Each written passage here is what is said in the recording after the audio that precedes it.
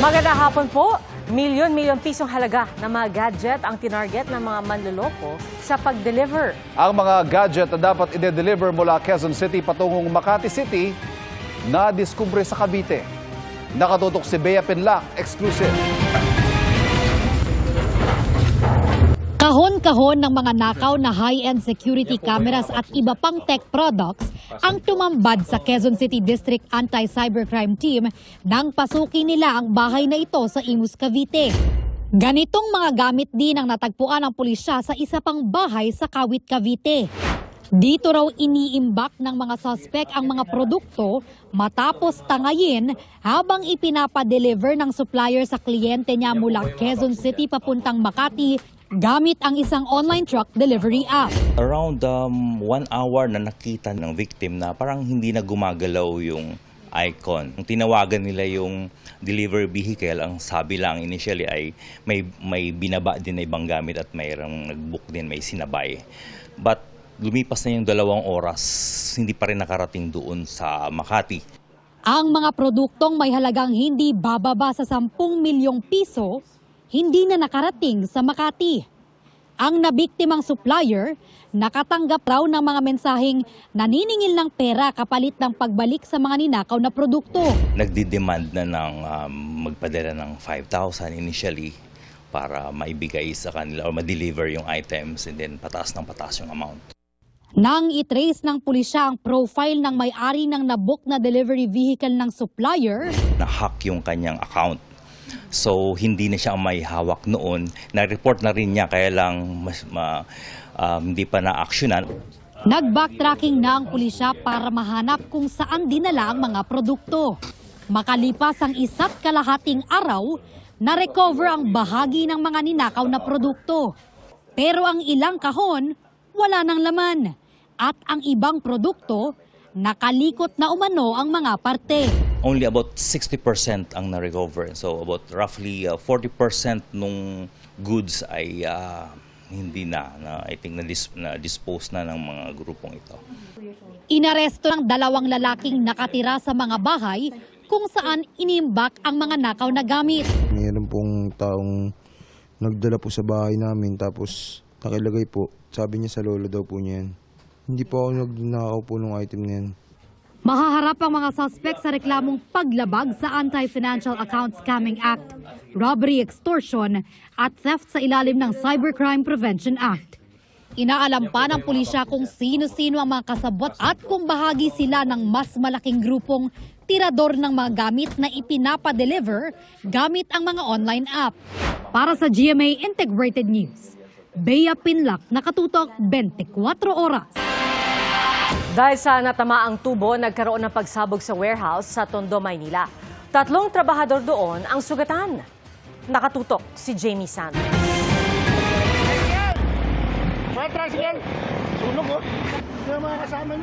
Nakunan ng residenteng si Noli Salonga ang mga palabas na empleyado ng isang warehouse sa Tondo, Maynila matapos ang pagsabog doon. Kita ang isang lalaking tila may lapnos sa katawan at nagkasira-sira ang damit. Emergency kayo, lahat kayo ron sa Tondo. Nagpatawag ng tricycle para makapunta sa ospital. Bigla na lang pong may sumuot dito na 4 na katao o 3 naghahanap ng tubig na para basain yung ulo nila. Sunog po talaga yung nila buhok. Nakita ko doon yung isang tao na lapnos agad akong sumigaw, kumuha ng tricycle. Bulabog kami sa loob. Nagtakbuhan kami. Pagtakbo namin, nakita namin naglalabasan lahat ng empleyado. Ang iba may mga sunog, may mga buong katawan sunog. Naalarma kami. Baka mamaya akala natin tapos na, pero meron pa palang second impact. Ayon sa paunang investigasyon, habang may construction sa loob ng warehouse, may natamaang pipeline na konektado sa crude oil na naging sanhi ng pagsabog. Kwento ng isang trabahador, naguhukay sila para sa itatayong poste. Pag namin ng jackhammer, biglang nag-spark ang lumiyabig. Nagatanggal pa ako ng bakal na yung kawad, alambre. Yun, tapos yung pagkaliyap, tumakbo na po ako. Yung naiwan po sila sa lalim. 3 construction worker ang sugatan sa pagsabog. Nakauwi na ang isa habang nasa ospital pa ang 2. Patuloy ang investigasyon sa pagsabog. Para sa GMA Integrated News, Jamie Santos, nakatutok 24 oras. Sa teritoryong ugat ng ipinanalo nating arbitral ruling sa West Philippine Sea, naulit ang pambobomba ng tubig ng China sa ating mga barko. At tinutukan yan ni Jonathan Andal. Hindi lang isa, kundi 2 ang panibagong insidente ng pambobomba ng tubig ng China Coast Guard sa mga barko ng BFAR kahapon sa Baho de Masinloc o Scarborough Shoal. Unang binomba ng CCG Vessel 4203 ang BRP Datu Taradapit. Makalipas ang kalahating oras, Datu Tamblot naman ang binomba ng CCG Vessel 3105. Although they were successful in hitting the BFAR vessel, there's no significant damage that was reported. 2 sila sa 4 na barko ng BFAR na naglayag sa Baho de Masinloc kahapon para mamigay ng fuel subsidies at iba pang ayuda sa mga Pilipinong mangingisda roon, pero hinarang ng mga barko ng CCG. The Filipino fishermen have the sovereign rights to exploit all the resources in these waters. This is outside the territorial sea of Baho de Masinloc, and this falls within our own exclusive economic zone. Basically, it's only around 106 to 110 nautical miles from the coastline of Zambales. Ang gate ng China Coast Guard nagpumilit ang Pilipinas na lumapit sa Baho de Masinloc na kanila ring inaangkin. Binuntutan, pinwersa at winoter cannon daw nila ang barko ng Pilipinas para raw itaboy. Anila, professional, standardized at lehitimo umano ang ginawa nila. Sinagot yan ni Tariela. I don't know what is the law that gives the authority for the Chinese government to claim sovereignty over these waters. But as far as the Philippine government is concerned, our behavior and our deployment of BFAR and Coast Guard personnel in these waters is in alignment with the Philippine Maritime Zones Act, the United Nations Convention of the Law of the Sea, and the 2016 Arbitral Award. Pinangahawakan ng Pilipinas ang 2016 Arbitral Award kung saan nakasaad na walang basihan ang 9-dash line claim ng China. Ang paghahabla ng Pilipinas ay nag-ugat sa standoff ng China at Pilipinas sa Baho de Masinloc noong 2012. Hindi kinikilala ng China ang arbitral ruling. Para sa GMA Integrated News, Jonathan Andal, nakatutok, 24 oras. Sumungit po ang panahon sa Metro Manila ngayong hapon, dama rin ito sa mga karating probinsya. Sa Maynila, binahangil ang kalsada kabilang Abad Santos Avenue. May baha rin sa mga kalsada sa Quezon City. Kabilang na ang E. Rodriguez. Halos mag-zero visibility sa ilang kalsada sa Quezon City kabilang pong EDSA Balintawak. Nagbabala ang pag-asa sa matitindi hanggang katamtamang ulan hanggang malakas sa buhos ang ulan sa Metro Manila, Bataan, Rizal at Laguna. Pati na sa Cavite, Bulacan, Nueva Ecija, Tarlac, Zambales, Pampanga, Quezon at Batangas. Epektibo yan hanggang pasado alas 6:30 ngayong gabi. Nakauwi na ng bansa ang 21 Pinoy government officials na naipit sa gitna ng tensyon ng Israel at Iran.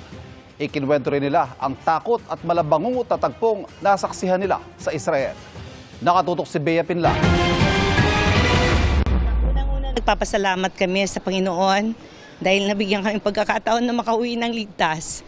Emosyonal si Lupi Camarines Sur Mayor Lilian Matamorosa nang makauwi siya mula Israel.